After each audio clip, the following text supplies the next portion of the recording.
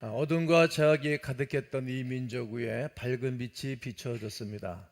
밝은 빛은 예수 그리스도의 복음을 들고 돌아온 선교사들로 하여금 이 나라가 엄청난 변화의 역사가 일어났던 것입니다. 바로 1885년 4월 5일 인천의 제물포 항구를 통하여서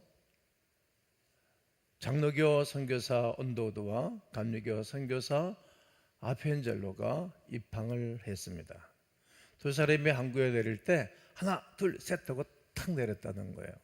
왜냐하면 사람들은 우열을 가리기를 좋아하기 때문에 후대 사람들이 장로교가 먼저 들어왔다, 감리교가 먼저 들어왔다 싸울 것을 알기 때문에 그렇게 했다는 썰이 있어요. 또 어떤 분들은 이러한 썰이 있어요. 어떤 것인가 하면 가위바위보 했다는 거예요. 가위바위보 해가지고 언도도가 이겨가지고 장로교가 먼저 들어왔다 이런 말도 있어요. 후에 사람들이 다투지 않게 하기 위해서였다는 말입니다. 그 호주의 선교사 장로교 선교사가 1889년도에 돌아왔습니다. 1890년대에는 영국의 성공회 선교사가 입항을 했고 1892년도엔 미국 남장로교의 선교사들이 들어왔습니다. 1898년에는 캐나다 장로교 선교사가 돌아왔습니다. 그때 우리는 불교, 유교, 조상숭배의 영향으로 깊은 우상숭배의 간슴에 빠져 있었던 나라입니다. 따라서 그들은 복음을 전하면서 매우 심한 핍박과 매우 큰 고통 가운데서 복음을 전하면서 이 나라를 위하여 수고하였습니다. 김흑도 목사는 깡패 출신으로 예수 믿기 전에 교회를 핍박하다가 예수님을 만나고 신학을 공부하게 되었습니다. 그 목사가 되어 목회할 때 자신이 했던 것처럼 심한 핍박과 어려움을 당하면서 복음을 전했다고 전해지고 있습니다. 마포 삼열 목사는 평양성에서 복음을 전하다가 망나니들의 돌에 맞아 턱뼈가 깨지기도 하였습니다. 최복수 목사는 예수 천당 불신지옥 외치면서 복음을 전했던 유명한 분이십니다. 본명은 최봉석입니다. 이번 순사가 말을 타고 가는데 그 앞에서 예수 천당 그러니까 소리를 고게 질렀더니 말이 깜짝 놀라서 앞발을 번쩍 들었습니다. 말에서 떨어져서 기절을 하였습니다. 순사가 화가 나서 붙잡아다가 큰 때렸습니다. 때릴 때마다 아프다고 말하지 않고 예수만 전하니까 야 너는 어떻게 매를 맞아도 예수냐? 내 속에는 예수 그리스도밖에 없다고. 이렇게 수없는 이들이 이 땅에 복음을 증거하면서 사역을 감당하였습니다. 성도 여러분, 무엇 때문에 신앙의 선진들이 핍박을 받아가면서 매를 맞아가면서 옥에 갇혀가면서 고생하면서 복음을 전하야 했던 것입니까? 그 이유는 예수 그리스도가 그들의 생명이었기 때문입니다. 예수 그리스도를 믿고 난 다음 내 죽었던 영혼이 살아나서 감격하여 어쩔 수 없이 이 복음을 증거하며 살아냈기 때문입니다. 여러분, 예수 그리스도만이 나의 죄를 씻어주시는 좋으신 분이십니다. 예수 그리스도만이 나의 영원한 기업이기 때문입니다. 예수 그리스도만이 나의 영원한 친구가 되어주시기 때문입니다. 예수 그리스도만이 내 나라와 내 민족을 구원할 수 있고 이 나라 민족 전체를 책임져 주시는 유일한 분이시기 때문에 이걸 알기에 이 복음을 증거하며 신앙의 선진들은 이 땅을 살아갔던 것입니다. 성도 여러분, 성도는 이 땅에 부모님이 살아계실 때 효도하셔야 합니다. 돌아가시고 난 다음 울고불고 소용없습니다. 체교 공경은 예수님 믿도록 해드려야 됩니다. 생전에 이 땅에 육신을 담고 계실 때에 예수 믿도록 전도하셔야 합니다. 이제 다음 주는 최고의 선물 프로젝트가 마무리하는 주일입니다. 우리나라에 들어온 선교사들을 통해서 우리 한국교회가 세워지고 우리 교회가 부흥했던 것처럼 다시 한번 부흥이 돌아오도록 부흥의 역사를 우리가 감당해야 할 줄로 확신합니다. 기독교 2000년 역사상 가장 두드러지게 부흥의 역사를 전 세계 어느 선교를 통해서도 찾아볼 수 없는 부흥의 역사를 이루었습니다. 해외 선교사들은 전략을 잘 세웠습니다. 과감하게 한국인 교회 지도자들을 세웠습니다. 1901년 장로회 평양신학교를 세워 한국인 목사를 양육하기 시작했습니다. 그 이후에 6년 지난 1907년 처음으로 한국인 목사 7명을 안수하여 사역을 시작시켰던 것입니다. 또 하나는 네비우스 선교사들의 전도 방침을 선택하였습니다. 신자가 가족을 돌보며 자기 일에 충실해야 하며 개인 전도에 심써야 한다. 예수 믿는다고 가정에 충실하지 않으면 안 되기 때문입니다. 가정에 충실하지 않으면 가정의 복음화는 이루어질 수 없기 때문입니다. 주 예수를 믿어라 그러면 너와 내 집이 구원을 얻을 것이라고 말씀하셨기 때문입니다. 네가 가정을 잘 돌봐봐. 너로 말미암아 가정을 변화시켜보고 최선을 다해. 그럼 너 때문에 나도 너를 믿는 하나님, 너를 믿는 예수님을 믿게 될 것이기 때문입니다. 이것을 알았기 때문에 그렇게 말씀하는 것입니다. 나는 여러분과 제가 가정에 충실함으로 가족 전체가 예수 믿어 구원받는 좋은 가문을 내기를 주의 이름으로 축원합니다. 축원합니다. 축원합니다. 교회 여러 가지 계획과 기간은 한국교회가 감당하고 주관해야 한다. 모든 일은 선교사가 다 할 수 없기 때문입니다. 교회도 담임 목사 혼자 다 할 수 없기 때문에 부목사님들을 세워서 부목사님들과 함께 동역을 하고 장로님, 권사님들의 사람방 순장들을 세워서 성도들을 돌보게 하듯 사람을 세워서 일을 하게 되는 것입니다. 한국인 중에 교육자를 세우고 사례금은 한국교회가 부담해야 한다. 그래서 신학대학을 세우고 목사를 양성한 것입니다. 그 덕분에 한국교회가 자립할 수 있는 기초가 마련되었습니다. 또 예배당 건축은 형편에 맞게 하되 교인의 헌금으로 한다. 한국교회는 한국인의 힘으로 세워가야 되고 꾸려가야 된다고 교육을 시킨 것입니다. 즉 자기 교회는 자기 교인의 힘으로 세우고 꾸려나갈 수 있어야 하는 것입니다. 외부에만 의지하면 교회는 부흥할 수 없기 때문입니다. 돌아보면 우리 교회도 네비우스 선교회의 전도 방법이 적중했다고 생각이 듭니다. 1991년에 저는 개척을 했습니다. 그 해 2월 10일 날 첫 예배를 드렸지요. 부평구 부평호동 119-7호 서원빌딩 4층에 50평을 임대해가지고 첫 예배를 드렸습니다.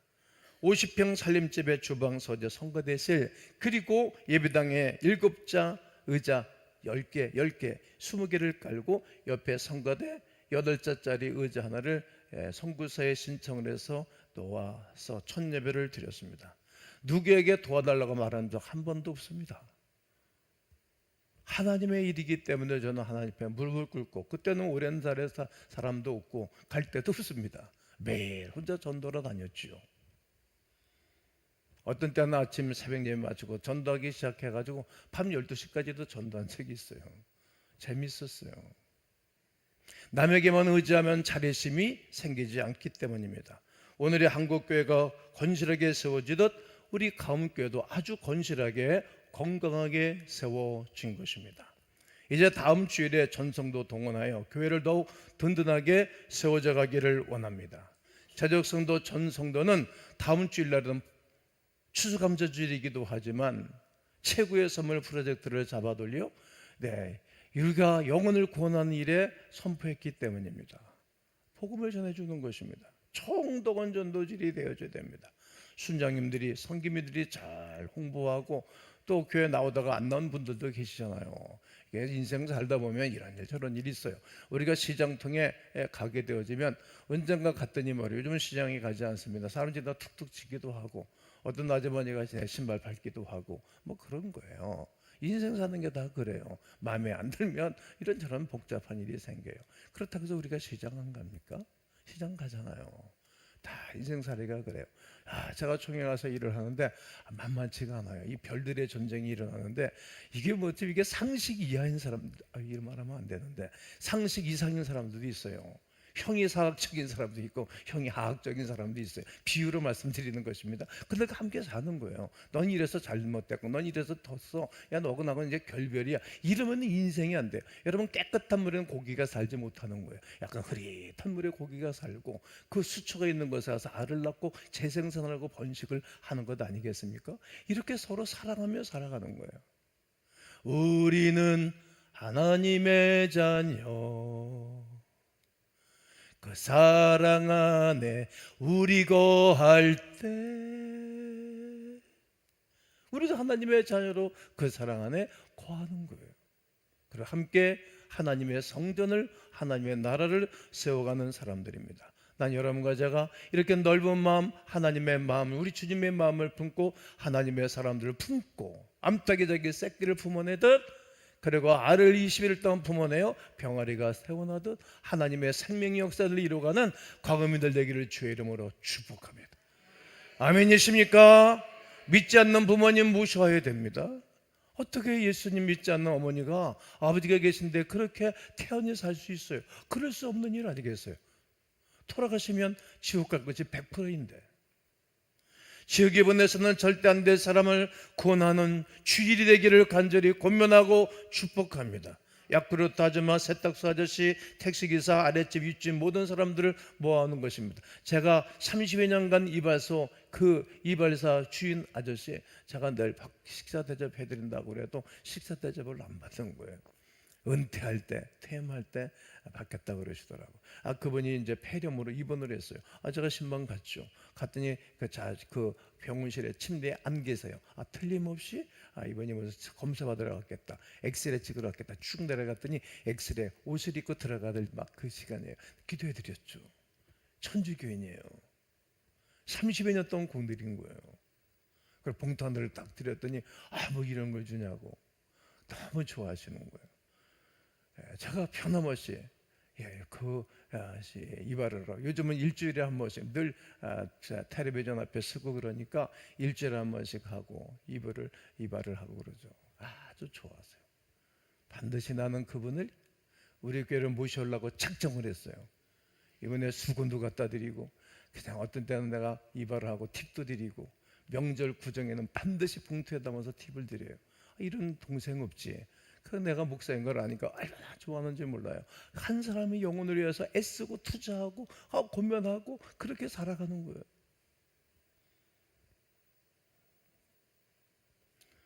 나와 관계를 맺고 살아가는 모든 오이코스 확대된 가족들 아주 멋진 일이 아니겠습니까?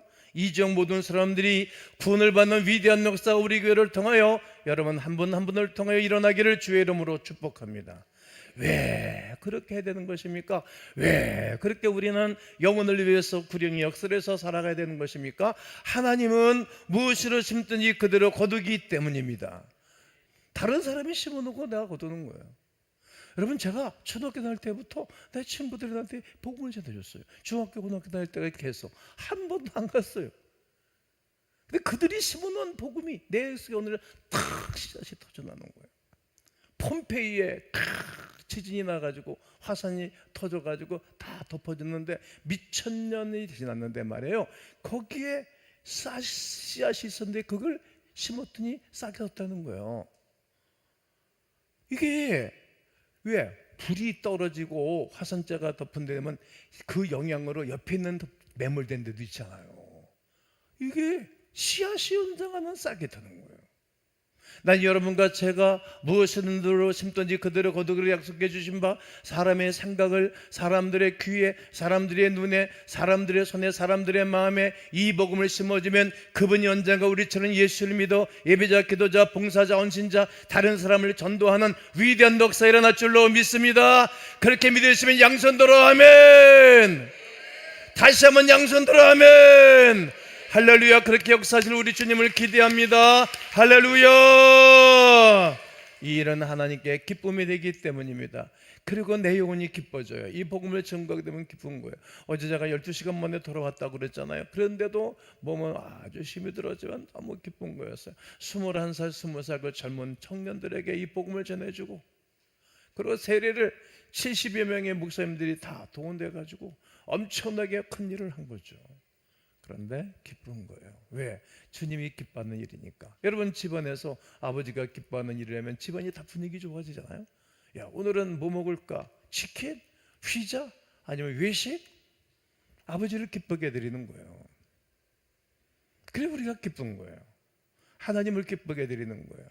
그리고 주님의 제자가 할 일이 있기 때문입니다. 우리를 하나님이 부르실 때 내가 너를 사람 낳는 어부가 되게 할 것이라고 말씀하셨기 때문입니다. 이것이 우리가 할 일인 것입니다. 당연한 미션입니다. 우리는 사람을 낳는 어부이기 때문입니다. 예수님이 제자를 부르실 때 베드로, 안드레, 야고보, 요한을 부르셨지요. 두 사람은 금을 던지는 것을 부르시고, 그리고 두 사람은 금을 깃는 것을 부르셨으며 다 고기 잡는 사람들이었습니다. 그들을 향해서 말하는 것입니다. 야, 내가 너에게 새로운 사명을 줄게. 너는 오늘까지 고기를 잡는 어부로 인생을 살았지만 오늘서부터 너는 사람을 낳는 어부로 만들어줄 거야. 그리고 그들을 부르셨어요. 이것이 원의라는 거예요. 이것이 최첨의 소망인 거예요. 소명인 거예요. 미션인 거예요. 그 사람들이 기필고 오늘 마가복음 1장 16절에 20절에는 제자들을 부르는 말씀으로 기록을 하고 있지만 16장 20절에는 이제 제자들이 나가서 복음을 전할 때 그 따르는 표적으로 말미암아 확실히 예수를 믿으니라. 기필코 예수를 전하는 사람들로 바뀌어진 거예요. 여러분과 제가 반드시 예수님을 잘 증거가 전하는 사람들로 바꿔주실 줄로 믿습니다. 그 시간과 기한은 다 달라요. 저 같은 사람은 사망과 죽음과 어두움과 인생의 밥그릇에 퍼지고 난 다음에 이 예수를 만났기 때문에 그때부터 오늘까지 저는 뒤돌아서지 않고 달려왔어요. 너무 좋았어요. 행복했어요. 그러면 사람을 낳는 어부가 되려면 어떤 그물이 좋아야 되겠는가? 영혼을 구원하는 것은 아멘 해보세요. 오직 복음뿐입니다. 복음이 어떤 것입니까? 기쁜 소식입니다. 왜 기쁜 소식입니까? 왜 복된 소식입니까? 예수 믿고 구원받아 하나님의 백성이 되는 일이기 때문에 기쁜 소식, 좋은 소식입니다. 즐거운 소식입니다. 예수 믿고 즐거운 일이 너무 많잖아요. 여러분, 지금은 몰라. 시간 가고 세월 가게 되면 기쁜 일이 있는 거예요. 누가 뭐래도, 누가 방해를 해도 교회 뿔을 붙잡고 사는 거예요. 교회 뿔을. 내게 맡겨준 그 일을 붙잡고 사는 거예요. 하나님 바라볼 때 너 이쁘다, 너 아름답다, 귀하다. 마치 에녹처럼 야, 너 고생한다. 야, 이제 그만 가자. 그만 데리고 갈 거야. 이 땅에 오래 사는 것도 좋은 일이지만 그렇게 좋은 일은 아닌 거예요. 야, 에녹아, 그만 가자. 야, 이 땅에는 이제 다른 놈들이 고생하게 하고 다른 사람들이 수고하게 하고 너는 나와 함께 항상 얼굴 보고 사자. 나는 너를 얼굴을 늘 봤지만 너는 내 얼굴 못 봤지. 너는 내 용안을 내 얼굴을 내게 보여줄게. 그런 하늘나라 입성해서 함께 살아가는 거예요. 이게 기쁜 일인 거예요. 평화의 소식인 거예요. 부활하신 예수님이 제자들에게, 두려워하는 제자들에게 가서 제일 첫 번째 한 말이 너에게 평안이 있을지어다. 또다시 말하니 평안하라. 너희가 성령을 받아라. 이렇게 말씀을 하셨어요. 여러분, 예수를 만나는 것은 평안을 찾는 거예요. 두렵지가 않아요. 구원의 소식입니다. 내가 복음을 부끄러워하지 아니하는 이유는 내가 구원의 능력이 그리스도로부터 주어지기 때문이다. 그게 복음을 부끄러워하지 않아요. 예수 믿는 것을 부끄러워하지 않아요. 교회 다니는 것을 자랑스럽게 여기는 거예요. 그것이 하나님의 그물이기 때문입니다. 나보라고 말하는 거예요. 죄의 문제를 해결하고 마음의 평강을 얻는 기쁜 소식입니다. 인간이 가진 근본적인 문제가 어떤 것입니까? 죄악이 아닙니까? 이 죄의 문제를 누가? 그리스도 예수께서 해결해 주시고 풀어주시기 때문입니다. 이 죄를 해결해 주신 분은 오직 예수 그리스도뿐이신 줄로 믿습니다. 다른 이로서는 구원을 받을 수 없는 이 천하 사람 중에 구원을 받을 만한 다른 이름을 우리에게 주신 일이 없기 때문입니다. 요한일서 3장 8절을 읽겠습니다. 죄를 짓는 자는 마귀에게 속하나니 마귀는 처음부터 범죄함이라. 하나님의 아들이 나타나신 것은 마귀의 일을 멸하려 하심이라. 그렇습니다. 죄를 짓는 자는 마귀에게 속했다는 거예요. 처음부터 마귀는 범죄함이라. 어떤 말일까? 창세기 3장에 가게 되어지면 그 행복하게 살아가는 아담과 하와, 인뼈 중에 뼈여 살 중에 살이라. 너는 나와 하나다. 이렇게 행복하게 살아갔던 이 가정을 공격한 거예요. 그래도 가정이 힘들어졌어요. 그러니까 마귀는 가정을 공격하는 거예요. 요즘 사단이 여러분 가정을 공격하는 거예요. 가정을 망가뜨리는 거예요. 어떤 일이 있어도 여러분, 남편과 아내, 아내와 남편, 뼈를 찾았으니 결혼하기도 어렵잖아.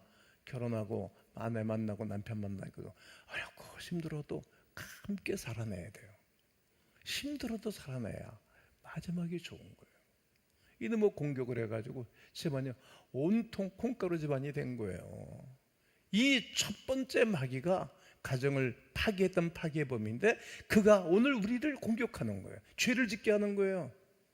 그러나 하나님의 아들이 나타나신 것은, 아멘 해보세요, 이 마귀의 일을 멸하기 위함입니다. 2000년 전 갈보리 산에 십자가 못 박혀 돌아가신 그분의 공로로 말미암아 인류의 모든 죄악과 개개인의 모든 죄악과 모든 가문의 죄악과 저주의 세력이 떠나가고 해결되는 것입니다.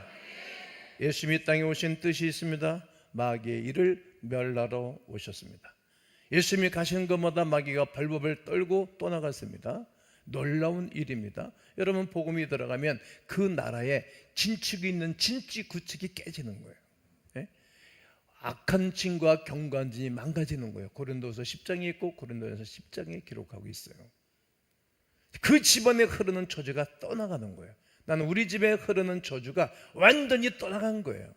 야, 놀라운 거예요. 개인적으로도 경험이 되지 않습니까? 우리 몸에 붙었던 더러운 게 툭 떨어져 나가는 거예요. 맑은 영혼, 맑은 정신, 맑은 몸, 맑은 인간관계를 하게 되어지는 것입니다. 성전에서 흘러내려오는 맑은 물이 쫙 흘러내려가면서 양옆에 나무가 세워지고 그 모든 나무들이 약조로가 되는 거예요. 나무의 잎사귀도 약조로가 되고 줄기도 열매가 맺히고 1년 12달 항상 열매가 있는 거예요. 1년 12달 항상 기도의 응답이 있고 기도의 열매가 있고 인생에 복이 있는 것이 예수 믿는 맑은 물이 흐르는 가정들인 줄로 믿습니다. 그래서 예수께서 십자가에 달려 피를 흘려주신 것입니다. 로마서 5장 8절과 9절을 읽겠습니다. 우리가 아직 죄인 되었을 때에 그리스도께서 우리를 위하여 죽으심으로 하나님께서 우리에 대한 자기의 사랑을 확증하셨느니라. 그러면 이제 우리가 그의 피로 말미암아 의롭다 하심을 받았으니 더욱 그로 말미암아 진노하심에서 구원을 받을 것이니.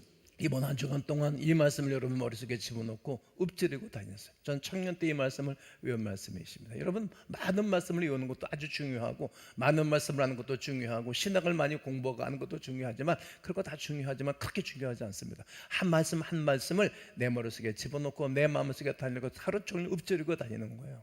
그렇습니다. 예수 그리스도를 믿음으로 말미암아 그의 피로 말미암아 깨끗해지는 것입니다. 이것이 인간을 구원하는 엄청난 그물입니다. 사람을 구원하는 거예요. 예수의 피를 뿌리고 예수의 피를 말하는 것입니다. 하나님의 부르심을 깨달은 바울은 이것을 살았어요. 사람이 살아가는 것은 예수뿐이다. 그래서 그는 사나 죽으나 이 복음을 증거하는 일에 일평생토록 최고의 복을 누리고 살 수 있는 사람이지만 그것을 포기하고 이 복음을 해서 살았어요. 그 망했습니까? 바울을 2000년 동안 수많은 사람들이 바울에 대한 얘기를 하잖아요. 신학성경 27권 중에 절반 이상을 바울이 기록을 했어요. 그게 바울의 신앙, 바울의 사상, 바울의 뿌리, 바울의 목에 연구하자면 설교를 할 수가 없는 것입니다. 그 사람을 연구해야 되는 거예요. 성경을 연구해서 복을 받고 박사학위 받는 사람들이 많이 있지만 바울 신학, 바울이라는 사람을 연구해서 박사학위 받는 사람들이 엄청나게 많은 거예요. 그게 바울이 이 거룩한 역사를 깨달았던 것입니다. 그가 그렇게 복음을 증거했던 이유가 있어요. 왜 바울이 저렇게 어려움을 당하면서도 복음을 증거했나? 이 위대한 사실을 알았기 때문입니다. 고린도서 11장에 쭉 다 성경 읽어야 되지만 성경 여러분들 읽으시고 거기에 정리를 해드리면 17가지가 있었는데 40이 하나 감한매를 맞았어요. 5번이나 맞았어요. 그러니까 5, 4, 20, 200번에 5번이니까 195대를 매를 맞았어요. 요즘은 예수 믿는다고 복음을 전가하다가 매 맞는 사람, 매 맞는 사람 없잖아요. 그러니까 영성이 없는 거예요. 야성이 다 사라진 거예요. 3번 태착을 맞았어요. 이 유관용 총리에 대한 책을 사 보셔요. 이분은 서양의 문화를 경험하고 유학을 하고 돌아와서 그 인도네시아 5개국 중에 최고의 좋은 나라를 만들어 놨어요. 할 말이 너무 많아요. 한 번 돌로 맞았어요. 전도하다가 탔던 배가 3번 파상했어요. 죽을 뻔했어요. 강의 위험, 강도의 위험, 동족의 위험. 동족들이 바울 죽이기를 얼마나 고대했는지 몰라요. 왜냐하면 자기들의 종교를 공격하니까. 자기들과 함께 동지였었는데 예수 믿고 이게 자기들의 종교를 위협한다고 생각했기 때문에 계속 공격을 했습니다. 이게 동족의 위험이었어요. 이방인들의 위험이 너무너무 많이 있었어요. 루스드라 성에 들어갔을 때도 얼마나 얻어터지고 매일 많이 맞았는지 죽은 줄 알았는데 성 밖으로 내던져 쳤어요. 살아나가지고 도망가다 또 공격하는 거예요. 뭐 이런 분이 있을까? 우리는 그의 발꿈치 잡기도 정말 연약하다고 생각해요. 요즘 한국교회 교인들이 너무나 이 물질적인 환경과 이 세상의 복을 많이 받고 난 다음에 이 복음을 다 잊어버린 거예요. 이거 참 생각해 봐야 돼요. 그리고 시내의 위험이 있었고 광야의 위험이 있었어요. 바다의 위험이 그를 덮었어요. 거짓 형제들을 통해서 위험을 당하기도 했고요. 잠을 자지 못했어요. 잠을 인생은 많이 자야 되는데 잠자지 못하고 평생을 살았고 굶주렸어요. 목말랐어요. 여러 날 굶기도 했어요. 죽고 헐벗었어요. 바울은 왜 이렇게 위험을 감수했을까요? 복음만이 인간을 구원해 줄 수 있는 위대한 길인 것을 알았기 때문입니다. 바울이 말했어요. 부지런하여 게으르지 말고 열심히 주를 섬기라고. 이 복음을 전해야 된다고. 어차피 인생은 주고 은장의 땅을 다 떠나. 그때 하나님 앞에 섰을 때 벗은 발로 내려와서 차렷아 아들아 차렷아 딸아 내가 너에게 의의 면류관을 그 면류관을 생명의 면류관 자랑의 면류관 썩지 아니할 면류관을 영원한 생명의 면류관을 씌워줄 것이다. 우리 주님이 그런 사람들이 있는가 하면 너 왜 그렇게 살다 왔냐? 너 뭐하다 왔니 도대체? 너는 이렇게 영혼이 더럽냐? 너한테 줄 것이 하나도 없어. 그래도 부끄러운 구원에도 받았으니 고맙긴 하나 내가 너를 사랑하는데 왜 뭐하다 왔니? 그런 사람들이 수없이 많이 있을 거예요. 반드시 있어요. 저는 알아요. 나는 금요일간을 내가 기도하다가 받기 때문에 저는 분명히 압니다. 일하기 싫어하거든 먹지도 말라고 데살로니가 교들에게 편지하지 않습니까? 그러므로 사랑하는 성도 여러분 양손 들고 아멘 해보세요. 전도합시다. 전도합시다. 부모님 모시옵시다. 믿지 않는 남편 모셔오시고 교회 나오지 않은 형제 자매들 우리의 정한 오이코스들 전해야 됩니다. 마지막 성경을 한 절 읽겠습니다. 고린도전서 1장 21절 읽겠습니다. 하나님의 지혜에 있어서는 이 세상이 자기 지혜로 하나님을 알지 못하므로 하나님께서 전도에 미련한 것으로 믿는 자들을 구원하시기를 기뻐하셨도다. 여러분 우리가 볼 때 나가서 전도하고 사람들 와서 복음을 전하면 좀 미련해 보이잖아요. 그런데 그걸로 말미암아 구원받도록 정했다는 거예요. 여러분 오늘 여러분이 여기 앉아 있고 예배를 드리는 가운데 있는데 부모님을 통해서 친구를 통해서 이웃을 통해서 다른 분들을 통해서 복음을 받아들였을 거예요. 100% 그래요. 저도 그래요. 그토록 우리를 은혜를 베풀어 주시고 오늘까지 함께 하신 것처럼 여러분 또 다른 재생산 또 다른 하나님의 구원의 역사가 여러분을 통해 일어나기를 주님의 이름으로 축원합니다.